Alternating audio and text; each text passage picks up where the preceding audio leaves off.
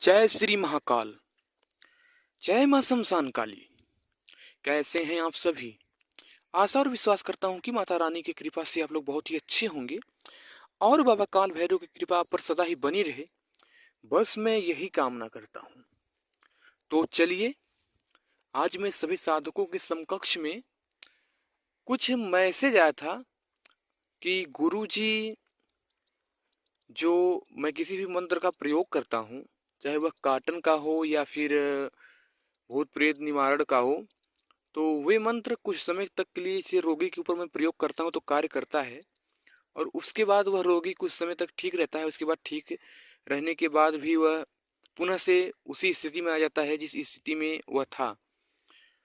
तो सभी जानकारी आप सभी के बीच में बताऊंगा कि ऐसा क्यों होता है और आपको किस प्रकार से काटन करना चाहिए जिससे वह सफलतापूर्वक काटन हो सके। बताने से पहले आप लोग मेरे चैनल पर नए हैं तो आप लोग मेरे चैनल को सब्सक्राइब करें और वीडियो को ज़्यादा से ज़्यादा शेयर करें। तो सबसे पहले आपको करना क्या होता है, जो भी रोगी होता है, पहले आप समझिए कि उसके ऊपर जो वह प्रेत है, वह प्रेत किस प्रकार का प्रेत है। कभी कभी क्या होता है कि बाहर में कहीं लोग जाते हैं तो वहां से प्रेत पकड़ लेता है, तो उस प्रकार का प्रेत है, या फिर जो रोगी है उसके घर का प्रेत है, या उसके आसपास में जो गांव की पूरे संपूर्ण प्रेत होते हैं, इसको पट्टीदारी प्रेत भी कहा जाता है, तो उसके घर का संपूर्ण प्रेत है और उसके ही घर में मरण होते हैं, या मतलब फूल वगैरह, तो जो मतलब इस प्रकार के प्रेत होते हैं, तो पहले समझना पड़ता है कि वह प्रेत वास्तव में है कहाँ का। वह प्रेत इस जिस जो रोगी है, क्या उसी के घर का है, और उसके घर में कुल देवी देवता हैं तो कौन है। और जो कुल देवी देवता होते हैं उनके अंदर भी प्रेत को मतलब उनके पेट में भरा जाता है। ग्रामीण क्षेत्र से जो भी होगा वो समझ रहा होगा, तो उनके भी प्रेत प्रेत पेट में भरा जाता है। तो सब कुछ ध्यान दिया जाता है कि मतलब यह प्रेत किस प्रकार का है, और मसानी क्रिया है, और क्या क्या इसमें है। तब जाकर आप लाइन से जब कुछ समझेंगे कहाँ कहाँ से प्रेत है, इसमें किस प्रकार का मंत्र लगाया गया है, हिंदू मंत्र कौन कौन सा है, मसानी मंत्र कौन कौन सा है, मुसलमानी मंत्र कौन कौन सा है, कौन कौन सा अरबी किस प्रकार का है। तो जो भी नाना प्रकार की जो सिस्टम होता है, जब एक सिस्टम बाय सिस्टम आप जब उसको फॉलो करके कार्टन करेंगे, तो आप देखते हैं कि जो भी रोगी होता है वह पूरी तरह से स्वच्छ हो जाता है। करना क्या पड़ता है, आप जो रोगी है पहले समझिए उसके ऊपर कि मतलब उसके घर का पर्सनल क्या क्या चीज है, उसके घर में कुल देवी देवता हैं या नहीं हैं, और हैं तो कौन है। जब आप इतना समझ जाते हैं तो उन कुल देवी देवताओं के अंदर किस प्रकार का कहाँ से प्रेत भरा गया है, उस प्रेत को उनसे मांगिए। उस प्रेत को मांगने के बाद उनको साफ करके, उनको समझा कर, यानी उनको जो क्रोध अवस्था में होते हैं तो उनको रहम दिल करके, और उनको उनके वेदी पर जो मतलब बांधा जाता है, वेदी कहा जाता है हमारे तरफ गांव में। आप सभी की तरफ क्या कहा जाता है आप लोग कमेंट करके जरूर बताइएगा। तो जो वेदी उनका होता है, तो उनको वेदी पे बैठाया जाता है, या थाती पर यानी पैसे पर अंगूर निकाल कर बैठाया जाता है। तो जब इस प्रकार से आप उनको निकाल कर बैठा देंगे, तो संपूर्ण प्रेत को पहले गिराना होगा जमीन पर। गिराने के बाद रोगी के शरीर पे फिर ढूंढना होगा कि कहाँ कहाँ से प्रेत, कैसे कैसा प्रेत है। उसके बाद ही आप पूरी तरह से उसका काटन कर सकते हैं।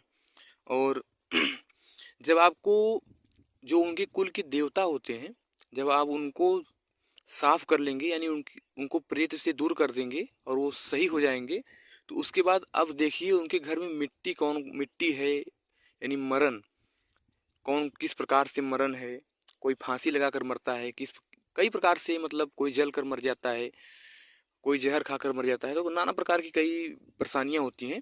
तो उनके घर का है या कहीं और का है, ये सब देखते हुए यदि उनके घर का कोई भी प्रेत है तो उसको अलग करके उसको आप बांध लीजिए, और जो मसानी क्रिया उसमें अगर लगा है, किसी भी प्रकार का बंधन लगा है, अब तब काटन कीजिए मंत्र से। मंत्र पढ़ते हुए काटन कीजिए, आप देखेंगे पूरी तरह से आपको सफलता अवश्य ही मिलेगा। और उसके बाद जो वो अदर प्रेत है, जो मतलब ग्रामीण क्षेत्र में पटीदारी प्रेत कहा जाता है, वह पटीदारी प्रेत गांव की जो ग्रामीण देवी देवता होते हैं, यानी सायर और डीह जिसे कहा जाता है, और कहीं कहीं उनको क्षेत्रपाल ठाकुर देव नाना प्रकार से उनको बुलाया जाता है। तो उनके समकक्ष में उनको देखिए कि किस प्रकार से उनके जरिए कौन कौन सा दिक्कत है, यानी कौन कौन सा प्रेत वो आपके घर में लेकर चढ़ रहे हैं, यानी आपके घर में वो किस प्रकार का प्रेत लेकर आ रहे हैं। सब कुछ ध्यान देते हुए लाइन से तब जाकर आप जब जिस जिस भी रोगी के ऊपर कार्टन करेंगे तो आपको अवश्य ही सफलता मिलेगी ही मिलेगी।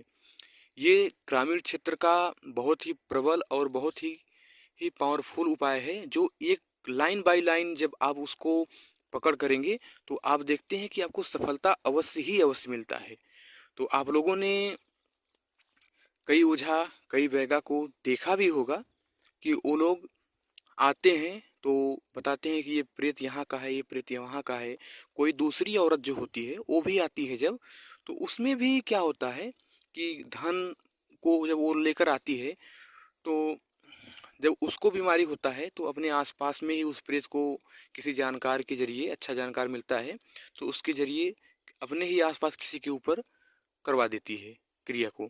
तो आप इस प्रकार की समस्त क्रिया को देखिए और लाइन से आप काम कीजिए, आप अवश्य ही सफल होंगे।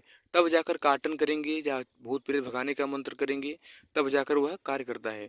होता क्या है कि जो भूत प्रेत से मतलब आराम तो मिल जाता है, जो मंत्र होता है वो अपना कार्य करता है, उनको आराम भी मिलता है, मगर पूरी तरह से आराम नहीं मिल पाता है। तो यही कारण होता है कि आप समझिए कि वास्तव में जो रोगी है उसके घर का प्रेत है, उसके आसपास का प्रेत है, जो ग्रामीण क्षेत्र में पटीदारी प्रेत कहा जाता है, वो सब प्रेत है, या फिर जो बाहर से किसी को पकड़ लेता है प्रेत, वो है। सबको जब समझेंगे आप, कहीं कहीं ब्रह्म थान होता है, कहीं पर कोई मर गया है गिरकर वो पकड़ लेता है, तो नाना प्रकार के जो भी है आप समझ कर जब कार्टन करेंगे तो आपको सफलता अवश्य ही मिलेगी। और आप लोग मेरे चैनल पर नए हैं तो आप लोग मेरे चैनल का सपोर्ट करें। आप सभी को जो गुप्त से गुप्त ज्ञान है मैं सब कुछ इस तरह से बताऊंगा कि आपको किसी की जरूरत ही नहीं पड़ेगी, कहीं भटकने की जरूरत नहीं पड़ेगी, आप सफलतापूर्वक सफल हो जाएंगे। तो चलिए, आप लोग मेरे चैनल पर नए हैं तो आप लोग चैनल को सब्सक्राइब अवश्य कीजिए।